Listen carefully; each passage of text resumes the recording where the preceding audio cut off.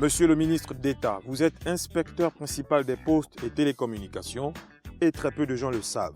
Spécialité, services postaux et financiers. Sur le plan politique, vous êtes actuellement de ceux qu'on désigne les cadres du Parti démocratique gabonais, votre écurie, et de la province de vos origines, la Nyanga.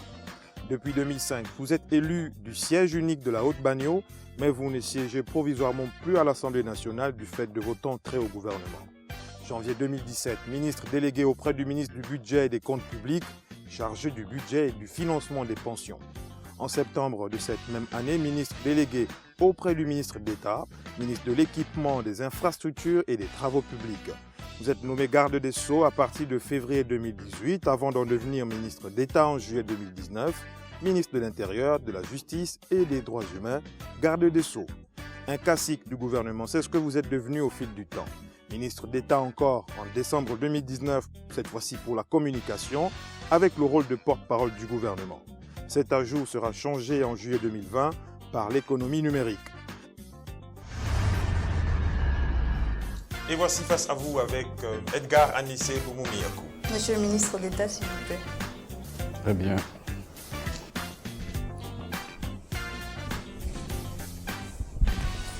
Bonsoir à tous. Bonsoir Monsieur le ministre d'État et bienvenue dans Face à vous. Bonsoir Marielle Biogou. Bonsoir Manix, bonsoir Monsieur le ministre d'État. Bonsoir Madame. Monsieur le ministre d'État, on dit que vous aimez faire un tour au village lorsque le temps vous le permet. Vous êtes à Libreville pour le moment, vous n'y étiez pas dernièrement. Oui, je l'avoue, ça fait un bon bout que je n'ai pas été dans mon village. Les occupations gouvernementales m'accaparent, mais j'espère y être dans un peu de temps. Et on vous voit à la télévision, vous êtes ministre de la Communication, on vous voit dans les médias. Je vous donne le programme, Monsieur le ministre d'État, de ce numéro de Face à vous. On parlera économie numérique, quelles avancées. Ensuite, le paysage médiatique avec plusieurs questions dans cette thématique. On finira notre interview avec la Poste et le dialogue social. Ensuite, vous répondrez aux questions de vos compatriotes qui ont d'ailleurs été nombreux à réagir par rapport à votre intervention ici. Vous êtes prêt, Monsieur le ministre d'État? Tout à fait. Marielle, on va y aller. Toujours. Et c'est parti, face à vous. Monsieur le ministre d'État, où en est-on avec le plan Gabon numérique contenu dans le PSIGE, plan stratégique Gabon émergent? Sur une échelle de 0 à 100, on se situe où par rapport à ce plan Gabon numérique? Écoutez, il est fort aisé de dire que nous sommes aux alentours de 30-33% en termes d'avancement. Seulement. Seulement, oui, seulement. Seulement parce que le chemin est long et laborieux. Il fallait d'abord mettre en place une infrastructure. Et cette infrastructure, qui est le backbone national, a pris beaucoup de temps. Nous en sommes uniquement à la deuxième phase. Et nous souhaitons pouvoir mailler l'ensemble du territoire national avec une troisième phase qui va couvrir les deux provinces restantes que sont l'Angouni et la Nyanga. Cela veut donc dire, Monsieur le ministre d'État, que les 13 milliards prêtés par la Banque mondiale pour le projet CAP 4 notamment ont été bien utilisés et cela l'est toujours. Oui, je le confirme, madame. Les 13 milliards ont servi justement à construire cette infrastructure. C'est une infrastructure de rang mondial, il faut le souligner ici, et notre pays est à la pointe aujourd'hui de la technologie. Donc ces 13 milliards ont effectivement servi à cela. Il y a eu une première phase. D'accord. Peut-être rentrer dans les détails, nous expliquer. Oui, il y a eu une première phase qui a commencé avec la fibre qui partait de Libreville pour Franceville vers Bakumba et le Koko pour une interconnexion avec la République sœur du Congo. Et il y a eu également une autre fibre optique qui a été construite, mais celle-ci sous-marine, entre Libreville et Port-Gentil. Oui. Il y a eu également un autre embranchement entre Oyane et Lambaréné, et à partir de Boué pour attraper l'axe nord. Récemment, nous avons été pour livrer au niveau de Bitam la fibre optique qui atteint l'OLNTM. Et aujourd'hui, nous sommes en train de discuter avec nos collègues des pays voisins pour une interconnexion physique. Notamment le Cameroun. Et la Guinée équatoriale. Et la Guinée équatoriale. À 30% donc de la réalisation de ce Gabon numérique, est-ce que vous avez remarqué des changements dans l'offre numérique au Gabon? Oui, je peux l'affirmer. Vous savez, dans les villes où sont traversées la fibre optique aujourd'hui, tout le monde peut s'en rendre compte. Avec son smartphone, on peut se rendre compte que rien qu'en termes de téléchargement, lorsqu'on est à Bitam aujourd'hui et lorsqu'on est en Indi chez moi, c'est pas la même chose. parce que dans la Nyanga, il n'y a pas encore l'arrivée de la fibre optique. Et donc, je crois que c'est déjà de grandes avancées. Maintenant, il reste à connecter les foyers, et ça, c'est une autre phase. Voilà. Ah. Il y a un lien entre fibre optique et télévision numérique terrestre. Oui. Alors après le rendez-vous manqué de juin 2015, l'UIT avait accordé 5 ans de plus aux États africains.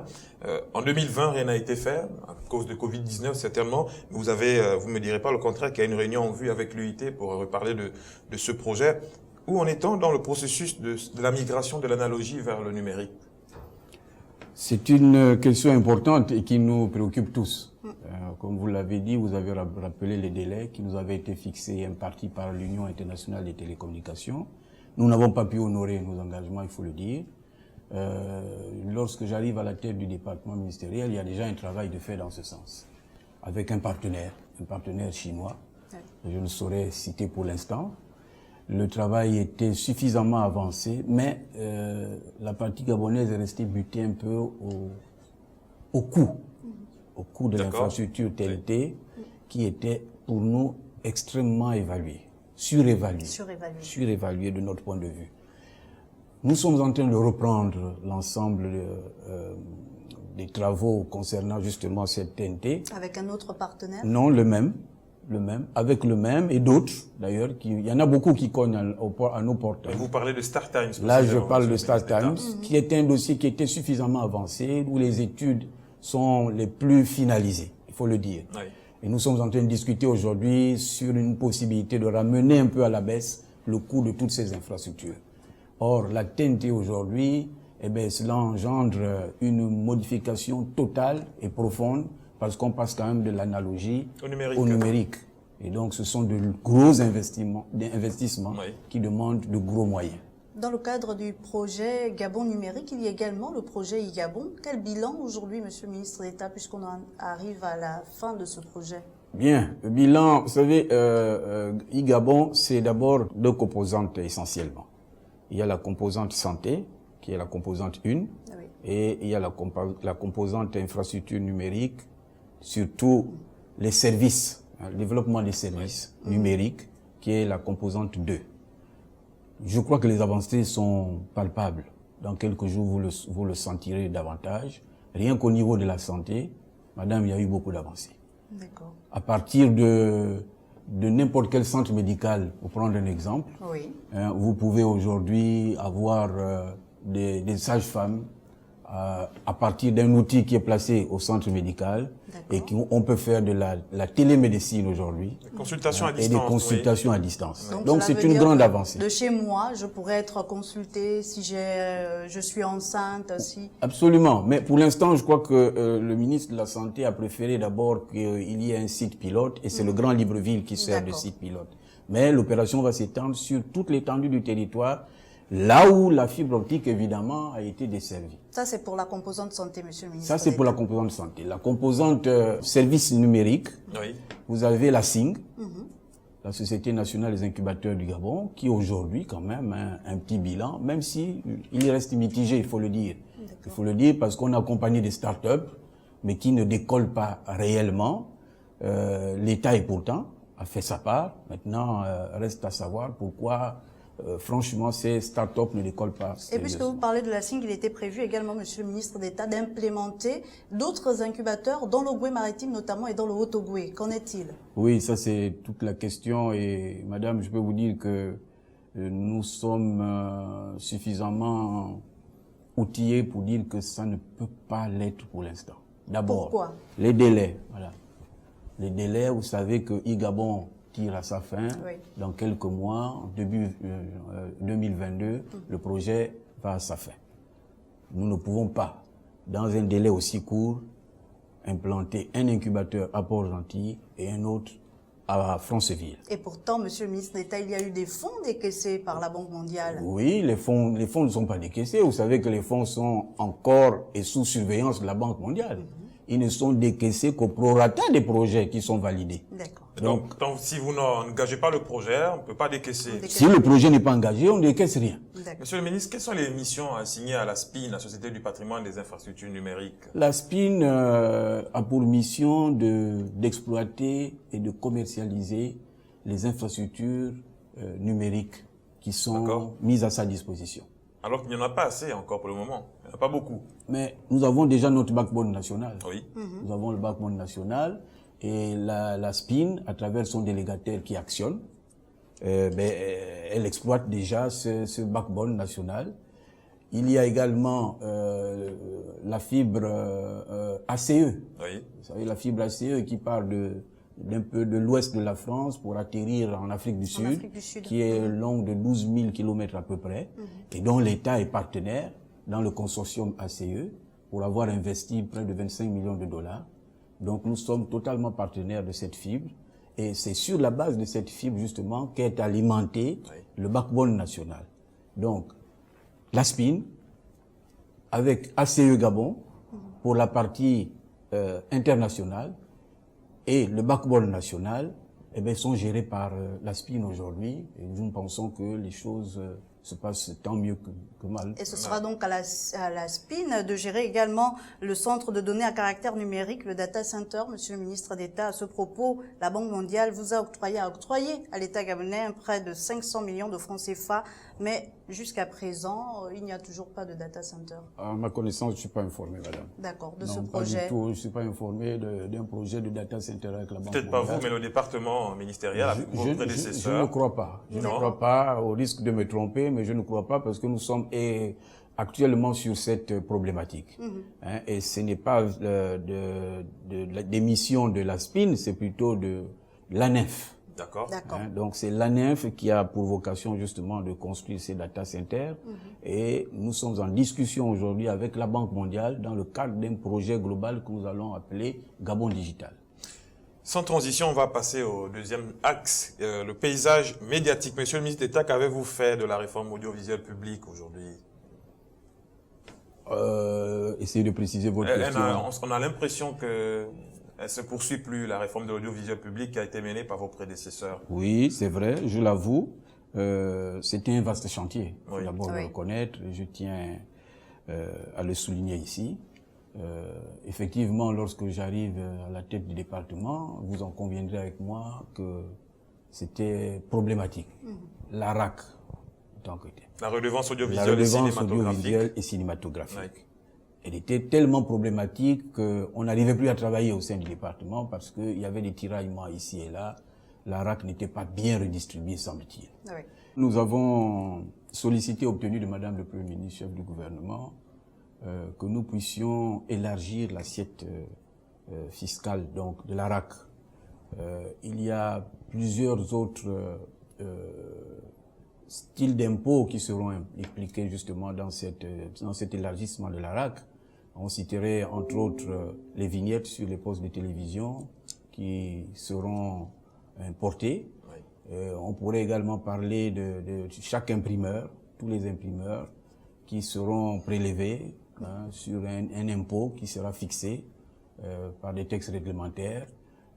Mais c'est vous dire que je le reconnais effectivement que nous n'avons pas beaucoup axé nos efforts là-dessus, mais actuellement, nous sommes en train de réfléchir avec des commissions techniques qui se tiennent pour voir dans quelle mesure justement élargir cette RAC pour qu'elle devienne réellement porteuse d'espoir. Parce que il faut pas oublier que cette redevance a été mise en place pour soutenir un peu le système audiovisuel afin de lui permettre justement de s'équiper et de pouvoir répondre justement aux attentes des populations. Avec l'élargissement du champ de prélèvement donc pour financer les médias audiovisuels et publics, est-ce que après ça on n'aura plus d'ennuis avec la répartition, la distribution de la RAC aux entités sous tutelle du ministère de la Communication? Non. Tout ira bien, il n'y aura plus de grève par rapport à la RAC, l'utilisation de la RAC. Mais depuis que nous sommes là, nous n'avons pas de grève. Parce que heureusement pour vous, monsieur le ministre d'État. Non, pas heureusement pour moi, parce que simplement j'ai appliqué le dialogue social. D'accord. Oui. J'ai convoqué toutes les parties prenantes, j'ai invité même les partenaires sociaux, et nous avons mis au vu de tout le monde le montant réel de la RAC, perçu mensuellement, et nous avons fait des propositions en termes de pourcentage par entité. Ça s'est très bien passé, ça fonctionne ainsi, et aujourd'hui, la RAC est directement ponctionnés à partir du Trésor, directement envoyés à chaque entité qui les utilise et qui rend compte au ministre sur un plan d'utilisation qui est validé par la tutelle. Donc, pour l'instant, les choses se passent bien parce que tout le monde a été mis sur la table et tout le monde sait aujourd'hui de quoi il s'agit. On aura l'occasion de revenir sur cette redevance audiovisuelle avec les questions de vos compatriotes. Mais Monsieur le ministre, permettez de revenir un peu sur le paysage audiovisuel au niveau du Gabon. Gabon 24 aujourd'hui ne fait plus partie du groupe Gabon Télévision, mais reste quand même avec une tutelle technique du ministère que vous dirigez. Est-ce qu'aujourd'hui, c'est une entité qui bénéficie aussi de la RAC? Ah oui, je vous le confirme. Je vous le confirme aisément. Gabon 24 reçoit la RAC régulièrement et mensuellement. Donc, elle fait partie de notre système audiovisuel et la tutelle exerce son droit de regard. Et Gabon 24 continue donc dans ses missions de service public. Mais que dire de Gabon Culture, monsieur le ministre d'État? Gabon Culture, vous savez, c'est une exigence du plan stratégique Gabon émergent qui nous avait été fait. Oui. Gabon Culture, comme vous le savez, est une émanation de Canal 7 qui a été racheté par l'État. Le personnel, aujourd'hui, éprouve d'énormes difficultés à se faire payer les droits et autres, parce que bon, Canal 7 a été liquidé, et donc l'État devait pouvoir mettre en place un plan social. Et qu'est-ce que vous avez fait, monsieur le ministre d'État? Nous avons entamé des discussions avec les ministères des Finances, le ministère des Finances. Nous avons fait avec le personnel, nous avons trouvé un accord qui fait que, bon, ils n'auront peut-être pas la totalité de ce qui leur revient, mais compte tenu quand même de la situation qui est assez particulière pour Gabon Culture, nous avons trouvé, on va dire quoi, on va bien modus vivendi, on a coupé la poire en deux, toutes les parties ont accepté. Aujourd'hui, c'est un dossier qui se trouve sur la table du ministre du Budget. Et avec ce passif-là, est-ce que ce n'était pas prématuré de lancer les programmes de Gabon Culture? Qui sont essentiellement des clips, hein, les programmes. Oui, c'est vrai, mais nous allons enrichir. Vous savez, il était question d'abord de lancer. Lancer, c'était vraiment notre préoccupation. Mettre cette chaîne déjà sur le bouquet Canal+, parce que les places à Gabon, à Canal+, sont chères payées, hein, je peux vous le dire. Mais nous y sommes. Maintenant, il convient de mettre en place une grille de programmes qui soit réellement adaptée à la chaîne thématique qu'est Gabon Culture. Jusqu'à présent, vous n'avez pas procédé au transfert de compétences à cette chaîne Gabon Culture. Elle n'a pas une direction. Comment est-elle organisée? Non, elle n'a pas encore de direction pour l'instant, mais les choses sont en train de s'organiser dans ce sens. Et nous pensons qu'avec même, je peux vous dire, même avec mon collègue de la culture, nous sommes en train de travailler justement, parce que la culture également peut nous aider justement à enrichir cette chaîne et nous proposer quand même contenus. Voilà, un contenu beaucoup plus intéressant pour les Gabonais. Et je pense que c'est une chaîne qui va faire sa petite vie et nous en sommes très conscients. Monsieur le ministre d'État, sous votre tutelle, vous avez également l'Institut gabonais de l'image et du son. On aimerait savoir quel est encore le rôle de l'IGIS aujourd'hui. Est-ce que vous avez une politique pour relancer réellement, ou du moins accompagner même les producteurs de contenu? Madame, c'est toute la question. Est-ce que la vocation aujourd'hui de l'IGIS, c'est de faire du cinéma? Non. Est-ce que c'est de former? Oui. Mais non, ils n'ont pas formé jusqu'à présent. Mais qu'est-ce que l'État leur a donné pour mission? Mais madame, l'IGIS bénéficie de la RAC. D'accord. Je vous le dis. D'accord. Mensuellement. Que fait-on avec? C'est toute la question. Aujourd'hui, je me rends compte que, à certains moments, la RAC sert plutôt à autre chose que couvrir les missions régaliennes qui sont dédiées à ces entités. Dans ce cas, qu'est-ce que vous pouvez faire, pardon Marielle, qu'est-ce que vous pouvez faire? Vous regardez, vous observez? Non, justement. On sanctionne aussi. Non, nous allons, non, rassurez-vous que nous avons rapidement corrigé tous ces dérapages, mais nous pensons que les actes juridiques qui sous-tendent même la création de l'IGIS sont assez confus. Ça, je préfère le dire. Et nous sommes en train de travailler pour lui donner quand même un corps juridique et nous pensons que son rôle d'encadrement et son rôle de propulseur justement du cinéma dans notre pays devrait se faire. Et pour la Ce raison... sont des chantiers. Oui, pardon. Voilà. Vous avez nommé donc un nouveau président du conseil d'administration. On peut comprendre que vous êtes dans l'entame donc de cette démarche. Tout à fait. Que vous envisagez. Parlons un temps soit peu. C'est pas moi qui ai nommé. Monsieur le ministre d'État. Je n'ai pas pouvoir de nomination. Parlons un temps soit peu. D'accord. Parlons un temps soit peu, monsieur le ministre d'État, du Code de la communication. Aujourd'hui, qui est journaliste et qui ne l'est pas aujourd'hui? C'est une véritable question qui se pose. Oui. On a l'impression qu'être journaliste, on n'a pas besoin d'aller à l'école, alors que pour être médecin, il faut bien faire des études de médecine. Pour être avocat, il faut bien faire des études. Mais être journaliste au Gabon, on se pose la question à quel niveau se situe la limite, la frontière, qui l'est, qui ne l'est pas. Nous partageons la même préoccupation, madame. Nous la partageons entièrement.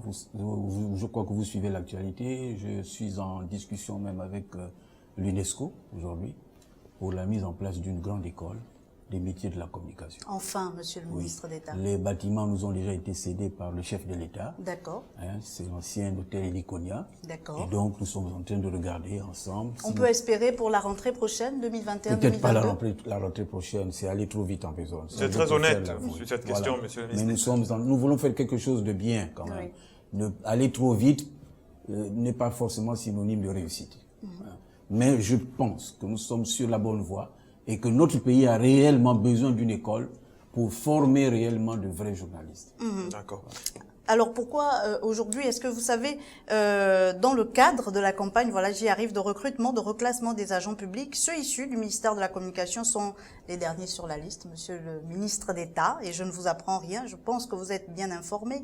Est-ce que vous entendez les cris de vos partenaires sociaux? Vous nous avez parlé de dialogue, mais à ce niveau-là, il y a beaucoup, au niveau de Gabon Première notamment, qui perçoivent une rémunération de 150 000 depuis près de 5 ans aujourd'hui, monsieur le ministre d'État.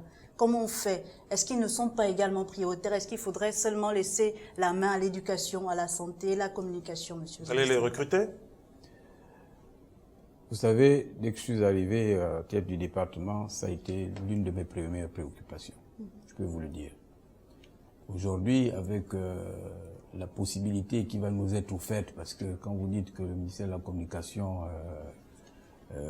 est logé c'est le parent pauvre du recrutement et des reclassements à la fonction publique. Je ne pense même pas que les recrutements ont déjà démarré. Je ne pense pas. Dans l'éducation et peut-être, parfois, bon, madame, ça se fait de façon sectorielle, mais je peux vous rassurer que notre ministère sera à la bonne enseigne. Ça, c'est clair. Maintenant, il y a actuellement une commission qui a été mise en place par moi-même, celle du ministère, et qui planche sur tous les dossiers personnels de Gabon Télévision et de tout le personnel du ministère. Et donc, nous pensons que les travaux de cette commission qui vont être livrés dans quelques jours vont nous permettre justement de regarder au cas par cas, parce que vous savez, une intégration également est synonyme d'un certain nombre de documents à fournir. Oui. On n'entre pas à la fonction publique comme ça par une baguette magique. Donc, nous allons regarder tout cela. L'ancienneté peut-être pourra jouer, mais ce sont des discussions que nous allons avoir avec les uns et les autres qui gèrent ces questions, notamment la fonction publique. Et je vous dis déjà, c'est pas toujours facile. Mais les communicants comptent sur vous, les employés de ces chaînes publiques. Les communicants peuvent compter sur moi. C'est mon devoir aujourd'hui et je m'y attelle pour ça. Est-ce que vous êtes renseigné auprès de votre collègue de la fonction publique afin de savoir où est-ce qu'on en est pour les cas du ministère de la Communication, les agents de ce ministère? Nous travaillons en étroite collaboration avec le ministre Madeleine Vert.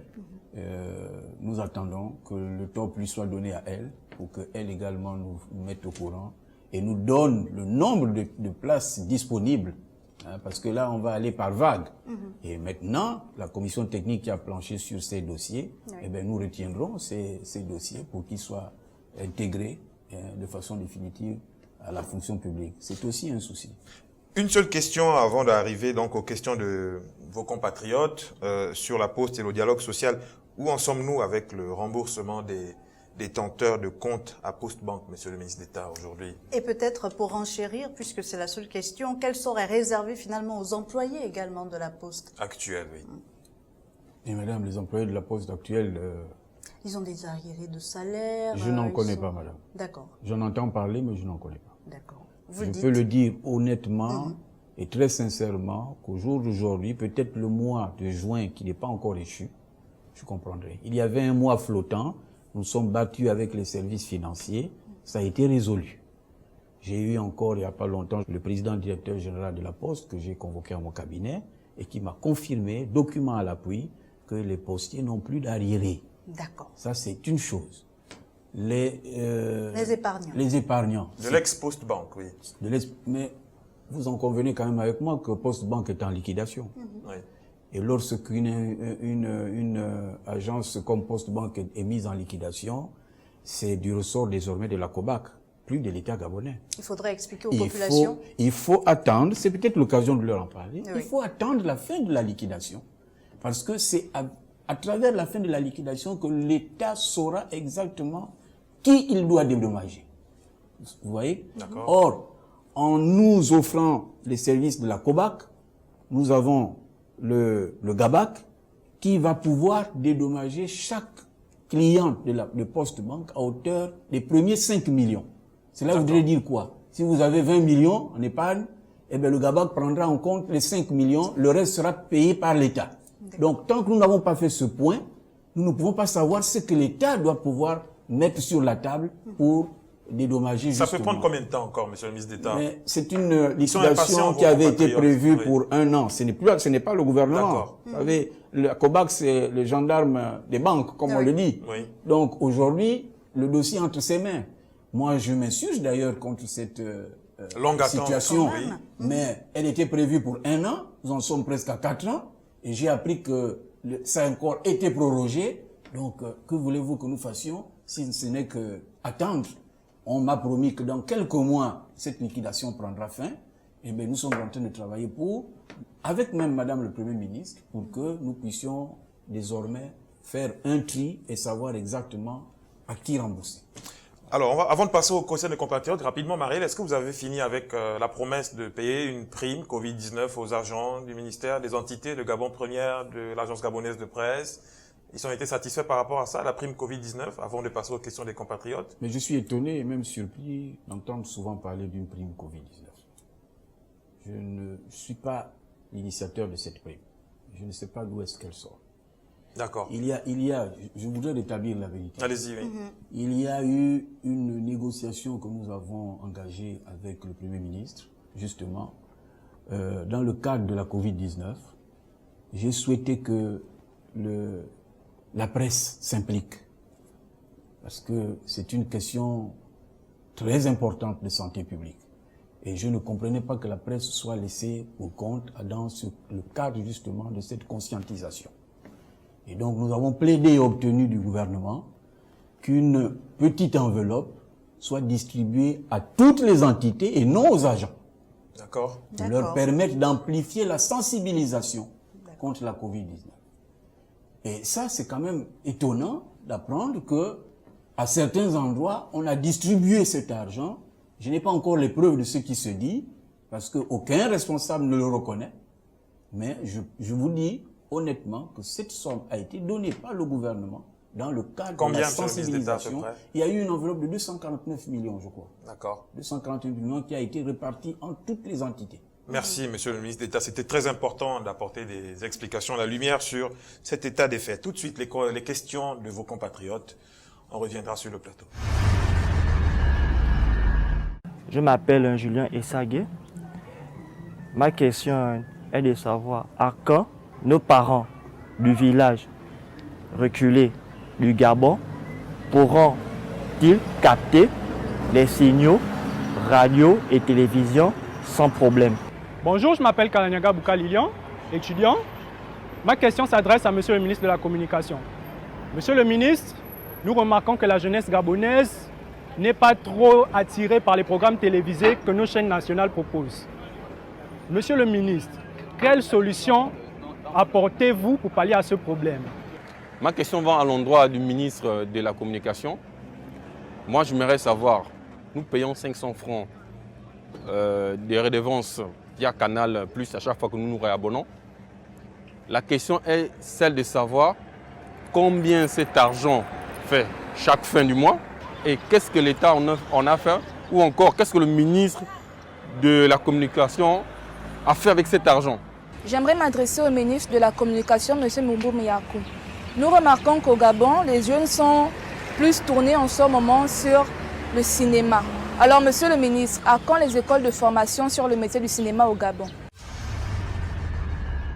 Monsieur le ministre d'État, vous les avez entendus, vos compatriotes. À quand une couverture nationale du signal radio et télévisé déjà, sur le plan national, pour ne pas me redire? Mais madame, on revient sur les mêmes problématiques. Le signal sur toute l'étendue du territoire, nous l'espérons à travers la TNT. Tant que la TNT ne sera pas effective dans notre pays, eh bien, il y aura toujours des zones blanches comme ça que nous, malheureusement, qui ne pourront pas avoir la radio et la télévision. C'est pour ça que nous considérons ce projet de TNT aujourd'hui comme prioritaire. Prioritaire. Ouais. Et nous sommes dessus. Nous pensons que nous pouvons peut-être faire valider au gouvernement dans les jours à venir ce projet de TNT et peut-être maintenant permettre à tous les Gabonais justement d'avoir la télévision jusqu'au plus profond de notre pays. Qui dit TNT dit installation dans les villages. Vous allez accompagner les villageois entre guillemets à pouvoir profiter des services de la TNT qui sont assez onéreux quand même, monsieur le ministre d'État. Oui, nous allons les accompagner, mais c'est pas si onéreux que ça. Bien au contraire. Hein. Quand la TNT s'installera, dans chaque village, vous aurez des chaînes de télévision qui seront gratuites. Oui. Donc, il n'y a aucune cherté à ce niveau. Avec des téléviseurs adaptés. Il faut des moniteurs adaptés, monsieur le ministre. Qui coûtent assez cher quand même. Non, aujourd'hui, dans le cas de la TNT, justement, avec l'arrivée de la fibre optique, il faut le souligner. Donc, la TNT a peut-être pris un retard dans notre pays, mais c'était un retard qui, aujourd'hui, nous satisfait tous. Parce que nous avons aussi attendu le déploiement de la fibre optique sur l'étendue du territoire et qui va être une plus-value justement dans la gestion de cette TNT. Oui. Donc nous restons convaincus que nos populations pourront avoir des images télévisées gratuitement, certaines gratuitement évidemment, il y a d'autres qui seront payantes. Oui. Voilà. Est-ce que vous allez œuvrer pour la réduction des coûts Oui, justement nous travaillons pour. Les discussions que nous avons aujourd'hui avec les partenaires, c'est d'amener justement à ce que le citoyen ne paye pas grand-chose. C'est l'objectif recherché. Surtout pour les moniteurs, les écrans de télévision. Parce que ça soit accessible à tous. Exactement. Monsieur le ministre d'État, une question par rapport au contenu. Je ne sais pas si vous-même vous regardez les chaînes publiques nationales, mais beaucoup ne regardent plus. Il y a un véritable divorce entre les populations et le contenu local. Aujourd'hui, comment on fait pour remettre les populations en confiance par rapport au contenu qui est diffusé sur nos chaînes de télévision publiques? Madame, l'État a fait sa part. C'est vous, maintenant, à chacun, dans sa chaîne de télévision, d'être attractif.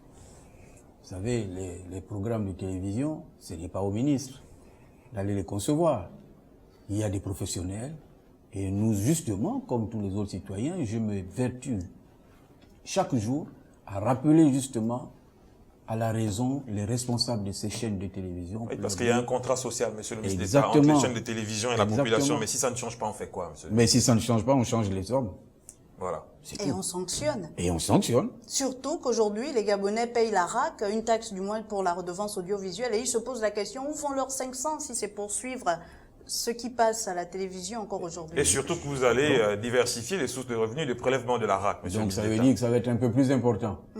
N'est-ce pas? Et aussi énervant, monsieur le ministre d'État, pour les populations. Je comprends. Peut-être pas pour les populations, parce que ça n'augmentera pas forcément pour les populations. Vous savez, moi j'ai trouvé une loi. Hein. Puis, la loi, c'est qu'elle est. Elle peut être difficile, mais elle s'applique à tous. Hein. Oui. Et donc, la loi nous autorise à aller jusqu'à 1500 de prélèvement. Oui. Mais nous en sommes toujours restés à 500 francs. Vous comprenez? Parce que nous sommes conscients de tout cela. La qualité de service n'est pas encore celle-là. Avant de prélever, justement, il faut quand même que nous essayons d'améliorer quand même un certain nombre de choses pour que les citoyens soient un peu plus satisfaits. Oui. Donc, nous y allons progressivement, mais nous sommes conscients des lacunes. Et c'est notre job de tous les jours, essayer justement de faire en sorte que de plus en plus, les Gabonais reviennent vers leurs amours et que les programmes soient un peu plus attractifs. Monsieur le ministre d'État, on va poursuivre avec les questions de vos compatriotes. Je m'appelle Ibala Yorek Linel, je suis étudiant du côté de l'UOB. J'aimerais m'adresser à M. Mbumbu Miyaku, le ministre de la Communication. J'aimerais savoir du fait que les jeunes soient énormément actifs sur les réseaux et se plaignent de la hausse des prix des forfaits Internet. J'aimerais savoir si vous ne pouvez pas essayer de pallier à cette mesure. Qu'est-ce qu'il faut faire pour qu'Internet ne soit pas encore vu comme un luxe, entre parenthèses, parce que pour certains, c'est le cas. Internet n'est pas encore à la portée de tous. J'aimerais savoir si l'aspect du numérique au Gabon est réglementé, parce que jusqu'à preuve de contraire, il y a plusieurs arnaques qui se font sur Internet lorsqu'on nous vend des produits, lorsqu'on achète. Donc parfois nous sommes victimes de beaucoup de détournements, beaucoup d'arnaques aussi, et puis la livraison à domicile peut aussi se faire avec beaucoup de dangers aussi. Monsieur le ministre d'État, vous l'avez signifié, le Gabon dispose aujourd'hui d'une infrastructure de qualité en termes de numérique, mais pourquoi l'accès est toujours aussi onéreux à Internet? Ouais. Comment on fait pour régler la question? Et pourtant, on dispose de l'infrastructure. Madame, dire que l'accès est très onéreux, je ne suis pas très d'accord. On le voit, monsieur le ministre d'État, avec les maisons de téléphonie mobile quand même. Allez-y, faites un peu du benchmark, madame.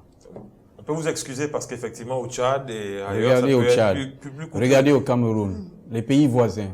Et je vous parle en termes de population. C'est 25 millions, 15 millions d'habitants.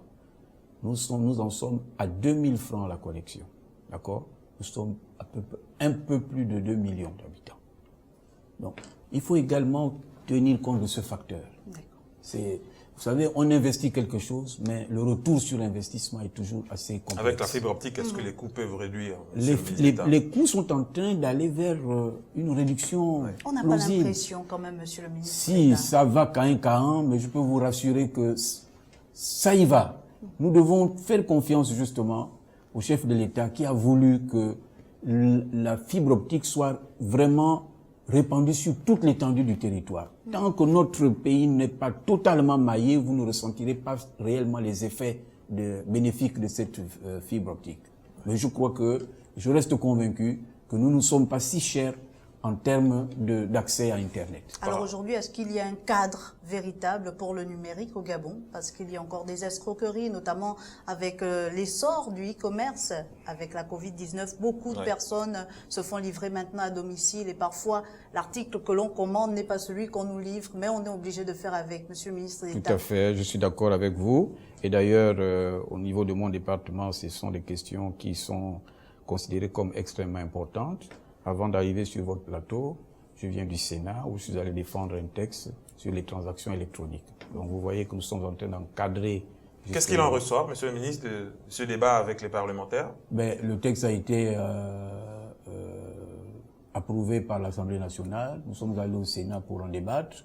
Les parlementaires restent convaincus de la mise en application de ce texte, justement, qui viendra légiférer sur ces transactions qui se font. Mettre de l'ordre. Mettre de l'ordre sur ces transactions. Mais aujourd'hui, nous ne pouvons pas le faire en l'absence justement de ces textes qui viendraient justement clarifier justement et encadrer cet e-commerce qui se fait, que tout le monde pratique aujourd'hui. À ce propos, est-ce que vous avez un annuaire aujourd'hui de tous les prestataires du digital, des métiers du numérique, des offres aussi commerciales? Non, pas encore. Pas encore. Savez, on adopte d'abord la loi et ensuite les services feront un peu ce travail, justement sur le recensement, et je pense qu'on y arrivera. On prend la dernière partie des questions de vos compatriotes, monsieur le ministre. Bonjour, je me nomme monsieur Mesure Christopher. Et j'adresse cette question au monsieur le ministre de la Communication pour savoir, quand il y a 2-3 semaines, quand le réseau de communication RTL a coupé pendant plus d'une journée, le réseau Internet comme le réseau à lui-même ne passait complètement pas. Je voudrais savoir le pourquoi de cette action et quelles sont les mesures qui ont été prises en compte. Les abonnés d'RTL se font arnaquer tous les jours par des individus qui possèdent des SIM qui appartiennent à RTL. Et on se fait arnaquer tous les jours. Ma question est de savoir comment RTL justifie que certaines personnes soient en possession des SIM qui ne sont pas reconnues par la maison elle-même. Alors, monsieur le ministre d'État, ce sont deux questions que vous semblez connaître. Peut-être vous donner directement la question pour y répondre. La parole, pardon, pour y répondre. Les arnaques, ce n'est pas spécifique au Gabon. Mais c'en est un peu trop ces derniers temps. Je vous le dis. Même en Europe aujourd'hui, où il y a une réglementation appropriée, il y a toujours des arnaques. Le tout, c'est toujours de savoir avec qui on communique, avec qui on fait la transaction. Vous savez, il y a des sites sérieux, il y a des sites qui ne sont pas. C'est aux consommateurs d'abord de savoir ce qu'il veut réellement. Donc, maintenant, je crois qu'effectivement, il y a un peu de désordre dans ce secteur, mais c'est ce que nous sommes en train d'organiser, justement. Je vous disais qu'on on est en train d'adopter une loi sur les transactions électroniques. Lorsque cette loi sera mise en service, je crois que nous allons commencer à réguler réellement avec l'ARCEP, avec les services compétents du ministère, pour essayer justement de redonner goût justement à nos internautes et à tout le monde qui passe toutes les journées à faire des transactions, malheureusement, avec beaucoup de risques. Par rapport à la coupure du réseau... Les dérangements de réseau. Oui. Effectivement, le téléspectateur a tout à fait raison. Il y a eu, il y a quelques jours, une coupure sur le câble SAT3 de Gabon Télécom, qui a immédiatement, vous savez, c'est ça l'avantage. À l'époque, nous avions un seul câble, SAT3.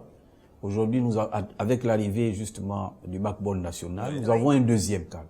Lorsqu'il y a eu un incident sur le câble SAT3, immédiatement, la SPIN a pris des dispositions pour basculer justement sur... Pour assurer un relais. Assurer un relais. Oui. Mais évidemment, le câble de Gabon Télécom, comme on pourrait le dire, il était occasionnel, si vous voulez. D'accord. D'accord. Il y a eu, c'est ce qui a créé toutes ces petites perturbations, mais je crois qu'au bout de 2 ou 3 heures, tout était rentré dans l'ordre.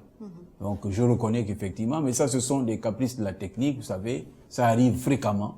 Hein. Même les câbles sous-marins se voient sectionnés. Les câbles qui passent pour un éboulement ou pour un autre, il y a une section, et il faut intervenir rapidement. C'est ça, c'est la mission qui est confiée à la SPIN et à son délégataire. Merci beaucoup, monsieur le ministre d'État. Surtout pour l'exclusivité de la réponse sur ce plateau donc, de Face à vous. On l'a entendu nulle part ailleurs. Merci, monsieur le ministre, pour cette réponse. Marielle Biogou va donc nous laisser parce qu'on va en terminer avec la deuxième partie. Ce sera le débat avec un invité surprise. Mais avant une dernière question, quel est le rôle que joue le département communication économie numérique dans le PAT, monsieur le ministre d'État? Ah, mais le rôle est très important. Vous savez que au niveau des services, justement, il y a la digitalisation de l'administration qui va se faire, qui est en chantier. Et donc, la dématérialisation, justement, de tous les démarches administratives, je vous dis que ça va révolutionner notre environnement. On a vu et avec donc, au niveau du PAT, nous sommes très attendus là-dessus. Allez. Merci, monsieur le ministre d'État.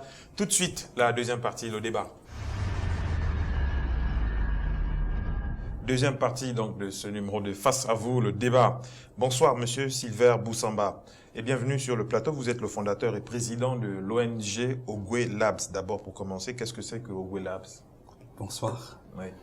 L'ONG Ogwe Labs, c'est un laboratoire d'innovation qui a été créé en 2013 avec l'objectif de créer une industrie du numérique. Et pour cela, nous sommes en train de bâtir en fait un écosystème du numérique. D'accord. Bien sûr, en nous connectant avec tous les autres dispositifs qui existent dans notre écosystème général. Donc, nous avons bâti une école, par exemple l'école 241. D'accord. Une école aussi pour les artisans et les commerçants. École 241 Business. Et puis, un programme de formation pour les entrepreneurs africains et gabonais qui s'appelle Startix 241. Vous avez toute votre place donc sur ce plateau. Allez, le débat est ouvert. Vous avez des questions à adresser à monsieur le ministre d'État. Allez. Bonsoir, monsieur le ministre d'État. Bonsoir, monsieur Boussamba. Vous êtes à la tête aujourd'hui de la nouvelle économie, de cette nouvelle industrie des services numériques à valeur ajoutée. Nous savons aujourd'hui que notre pays est en pleine transition de diversification de son économie. Et elle peut compter sur le numérique comme un des secteurs importants pour soutenir justement l'accélération de cette transformation. Donc ensemble, on va faire un focus sur toute la partie composante 2 en fait du projet Gabon que vous pilotez. D'abord, on va commencer par l'international, parce que l'international, on le sait aujourd'hui, dicte beaucoup tout ce qu'on fait en local, parce qu'on est dans un monde très mondialisé. Les startups africaines ont levé $1 milliard en 2018, 2 en 2019 et 1,4 en 2020. Mais quand on regarde la totalité de cette enveloppe qui a été donnée aux startups africaines, 99,5% ont été donnés aux startups anglophones, 0,5% aux startups francophones. On pointe du doigt 2 mots. Le premier, la formation. Dit-on qu'on n'est pas bien formé. Deuxième mal que l'on pointe, c'est l'accompagnement. On n'est pas bien accompagné. En ce qui concerne donc la formation dans l'entrepreneuriat, du numérique, des ingénieurs dans le numérique, des techniciens dans le numérique, quelle est votre stratégie? Mais aussi, quelle est votre stratégie dans l'accompagnement justement des structures créées par ces entrepreneurs pour pouvoir s'assurer que nous aussi, on puisse faire partie très prochainement des startups francophones qui arrivent à lever aussi cet argent. Oui, merci M. Boussamba. M. Boussamba et moi, nous évoquions très souvent ces questions. Oui. Et je le sais particulièrement intéressé par les questions de start-up, les questions d'incubateurs. Et donc, je ne suis pas surpris qu'il soit mon débatteur ce soir. Mais simplement dire que nous avons évoqué tout à l'heure la nécessité pour notre pays aujourd'hui de se doter d'une école pour former justement ces ingénieurs. Je parle d'abord des ingénieurs. Les ingénieurs qui vont travailler dans le numérique, nous n'en avons pas aujourd'hui. Et je crois que depuis l'arrivée de la pandémie dans le monde, chaque pays a pris conscience de la nécessité justement de s'organiser. Et je le rappelais tout à l'heure, à juste titre, que le chef de l'État avait déjà fait un don au ministère de bâtiments et qu'il convenait avec les partenaires au développement de mettre en place justement cette école qui puisse former d'abord et accompagner justement tous ceux qui veulent faire dans le numérique, c'est vrai, mais également les journalistes et les autres métiers de la communication. Donc cette grande école, de notre point de vue, pourra résoudre en partie cette question de la formation. Venons-en aux questions de start-up. Vous le savez comme moi, M. Boussamba, la SING, qui a cette vocation, justement, de mon point de vue, ne décolle pas encore.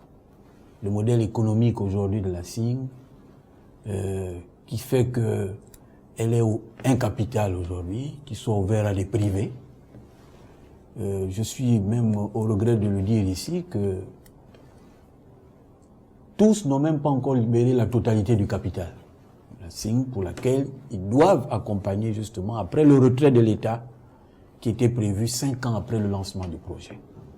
Mais cette question est toujours en suspens. Tant que nous n'avons pas des privés justement qui prennent le relais de façon formelle pour accompagner nos startups, pour qu'elles deviennent compétitives sur le marché, mais nous serons toujours butés aux mêmes problématiques. Et donc, c'est là-dessus que nous sommes en train de réfléchir. Et je vous convie très souvent à cette réflexion, parce que nous savons votre riche expérience dans le domaine, et nous pensons que vous pouvez également vous être utile, et être utile au Gabon, votre pays. Allez, votre préoccupation, M. Boussamba, après cette réponse sage de M. le ministre d'État. Allez. Il y a plusieurs initiatives qui sont nées pour justement tenter d'adresser cette problématique de la formation. Je sais que vous avez entendu parler de l'initiative École 241, oui, qui est une initiative qui forme des publics éloignés, oui, donc des gens qui ont déjà un diplôme, que ce soit un master en droit, oui, licence, ressources humaines ou quelques secteurs que ce soit, qui forment pendant 9 mois, mais avec une pédagogie différente qu'on appelle la pédagogie active, qui permet à ces personnes de pouvoir très rapidement apprendre un métier du numérique, mais aussi qui fait de l'insertion professionnelle. Parce que aujourd'hui, former sans insérer, le chef de l'État l'a dit, c'est un crime. Comment vulgariser ce type d'initiative, parce que ce n'est pas la seule, il y a d'autres initiatives. Dans le secteur privé, on a vu aussi DBS faire une telle initiative. Comment accompagner ce type d'initiative qui, justement, permettent à des populations éloignées, des fois on prend aussi des jeunes qui ont le niveau 4e, 5e. Et après, ils sont insérés. Certains travaillent maintenant dans les banques, dans les services informatiques.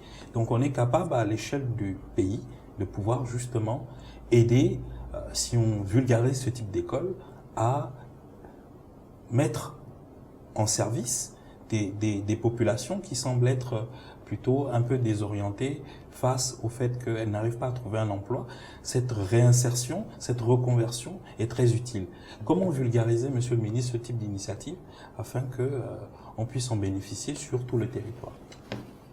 Mais écoutez, la vulgarisation, oui, je vous le concerne, peut-être pas vulgariser, mais faire en sorte que nous puissions mutualiser nos efforts. Et là-dessus, je suis tout à fait ouvert. Voici une école de 141 qui forme et qui va même chercher des élèves, comme vous l'avez dit, en classe de 4e, de 3e, pour être ensuite insérés dans la vie active. Je crois que nous ne demandons pas mieux aujourd'hui. Mais nous devons nous mettre autour d'une table, discuter. Il y a la SING qui est là, il y a vous, c'est de créer un partenariat pour regarder dans quelle mesure, ensemble, nous pouvons arriver justement à faire de ces jeunes des responsables de demain. Qu'est-ce qui vous a manqué, M. Boussamba, pour que vous vous rapprochiez de la tutelle du ministère de l'économie numérique afin de pouvoir mutualiser vos efforts? Il vous a manqué quoi? Pourquoi c'est une préoccupation aujourd'hui alors que vous existez depuis 2013, vous avez dit? Non, nous nous sommes rapprochés plusieurs fois, mais ce n'était pas dans les priorités. C'est ça. Mais certainement, à l'époque, ce n'était pas dans les priorités.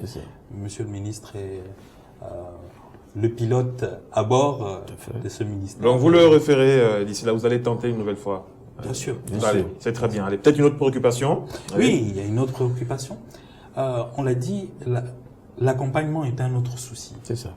Et l'accompagnement nécessite que l'on sorte en fait du schéma enseignant-apprenant.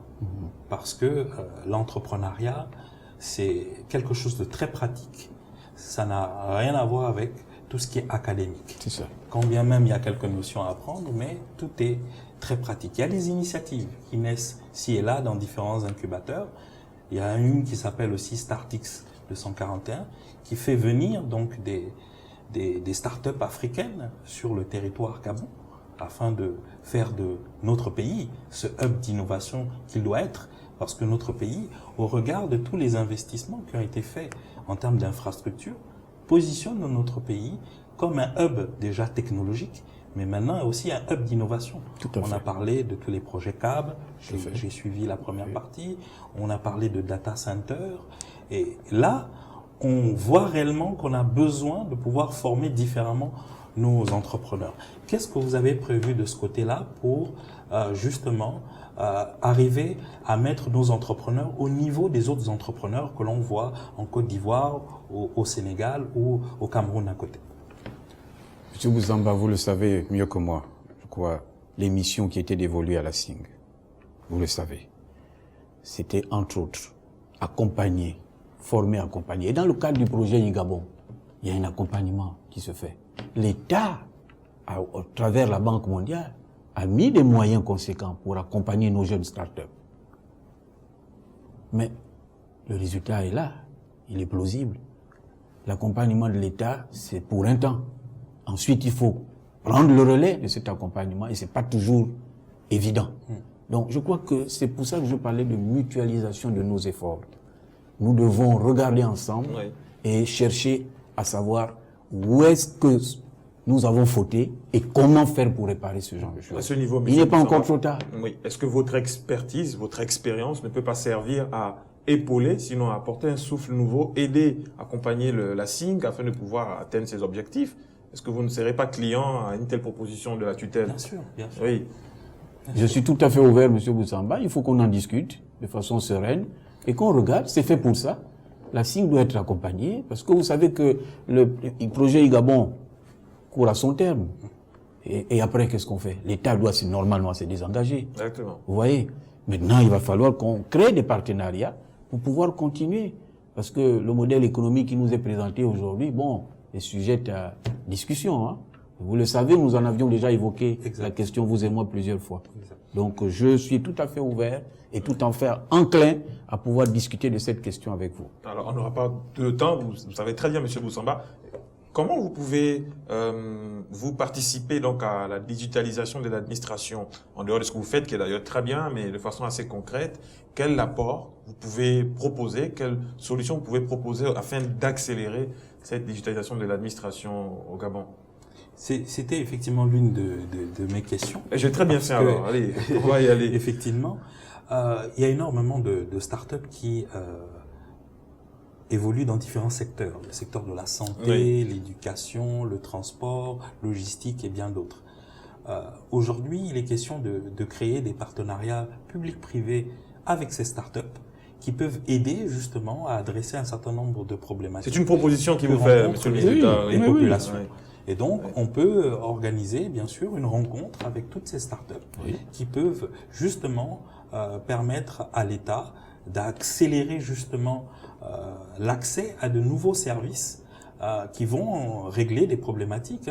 Il y a des problématiques dans les services financiers, il y a énormément de startups, Digitech Africa par exemple, dans l'éducation, il y a Cynthia, même dans la restauration, Yobo Resto, dans tout ce qui est solaire, Solarbox, dans l'électricité, les compteurs d'électricité Orema. Donc il y a énormément de startups qui gagneraient justement à pouvoir collaborer avec l'État pour justement soutenir l'État dans sa volonté de modernisation de ses services. C'est très gentil. Monsieur le ministre, vous êtes d'accord avec cette proposition? Absolument. Absolument.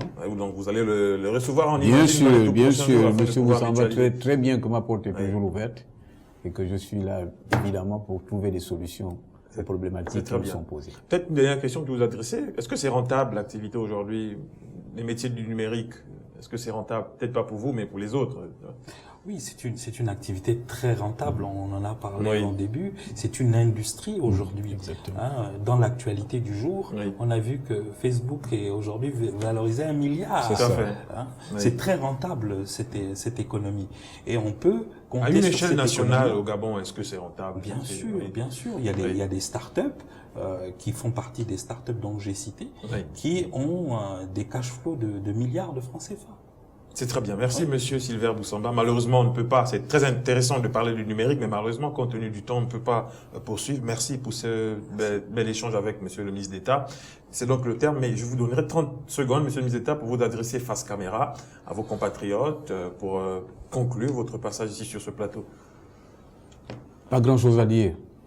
Simplement dire que je comprends l'impatience de nos compatriotes. Mais ce sont des métiers nouveaux. Vous savez, je parle surtout du numérique. Ce sont des métiers nouveaux. Les infrastructures numériques coûtent extrêmement cher à l'État. Les startups qui sont issues justement de ce numérique ont besoin d'être accompagnées. Un ensemble de choses, de mon point de vue, qui méritent toute notre attention à tous les compatriotes et surtout remercier le chef de l'État pour sa détermination à faire en sorte que ce secteur éclore rapidement. Merci, Monsieur le ministre d'État, pour ce mot de fin. C'est donc aussi à ce moment que prend fin cette émission. Merci d'avoir été des nôtres. Portez-vous bien, on va se retrouver la prochaine fois.